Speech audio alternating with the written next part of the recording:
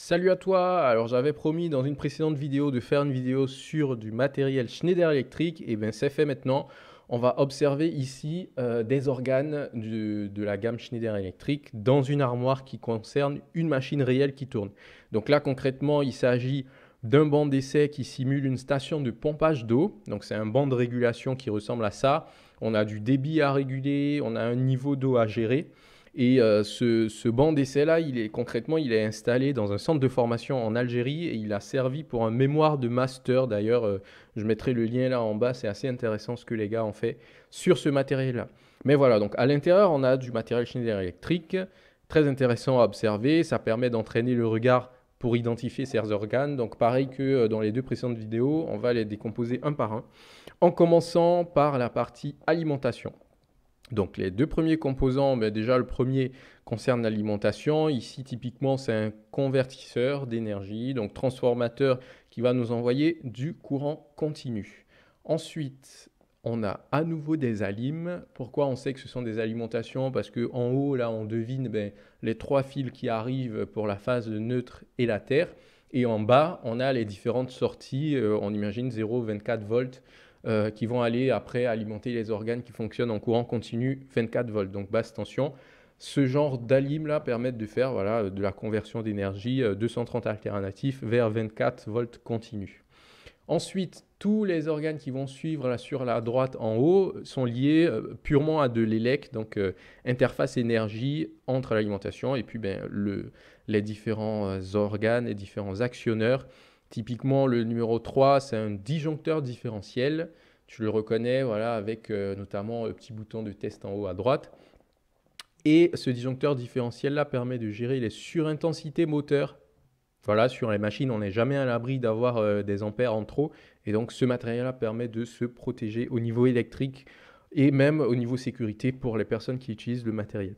Le numéro 4, du coup, ça correspond aussi à une interface électrique. Là, typiquement, c'est un relais thermique. On l'appelle aussi disjoncteur moteur par abus de langage parce que c'est un relais thermique qui sert à protéger le moteur des surtensions.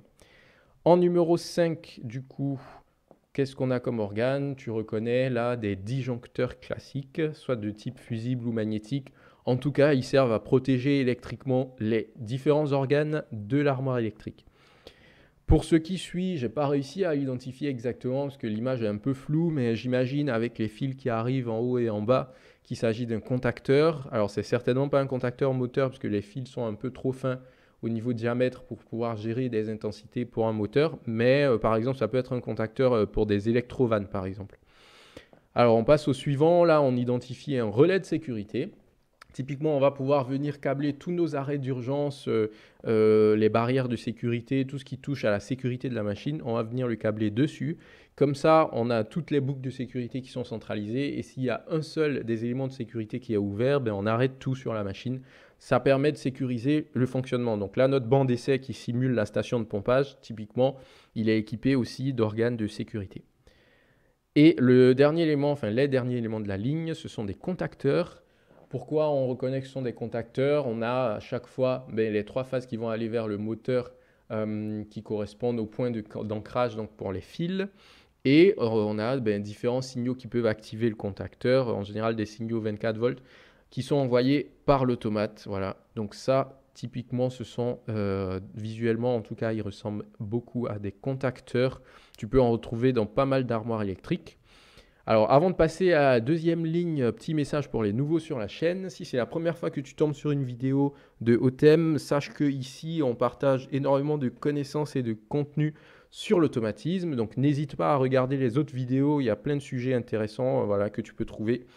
N'hésite pas à parcourir un petit peu les différentes playlists de la chaîne. Alors on passe au composant suivant, numéro 9 sur la deuxième ligne. Là typiquement c'est un variateur. Variateur de la marque Altivar 31 de la gamme Télémécanique.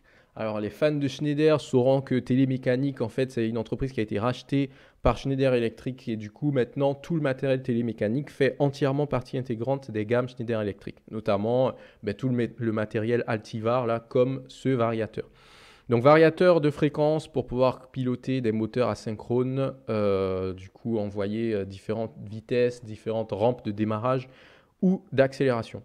D'ailleurs, en parlant de télémécanique et Schneider Electric, je ferai peut-être une vidéo là sur l'histoire des constructeurs, leur évolution dans le temps, parce qu'il y a des choses intéressantes à savoir là-dessus. Élément suivant, l'organe principal du coup de cette armoire-là, c'est le fameux automate. Et là, c'est un automate TSX 57 de Schneider Electric. Automate des gammes premium du coup, qui permet d'avoir des fonctions avancées, notamment en termes de communication. Voilà. Donc cette gamme d'automates là, bon, est peut-être ancienne en 2022, mais continue d'exister et est assez robuste. Enfin, moi, j'ai récemment remplacé un matériel qui utilisait encore cet automate là et qui tient depuis plus de 20 ans. Donc un matériel plutôt fiable en fait, le TSX 57 pour l'organe d'automatisme. Et enfin, on termine du coup par deux éléments de câblage. En numéro 11, le bornier pour pouvoir relier tous les câbles aux organes de la machine et une extension encore du bornier quand ce sont des câblages un peu spécifiques. Donc voilà pour les éléments de notre organe, de notre machine avec l'armoire Schneider Electric. Si tu n'es pas encore abonné à la chaîne, c'est le bon moment pour le faire. Si tu préfères quelque chose d'un peu plus anonyme, tu peux liker. On ne voit pas le nom de ceux qui likent, donc c'est très bien pour certains. Et puis on se retrouve pour la prochaine vidéo. À bientôt.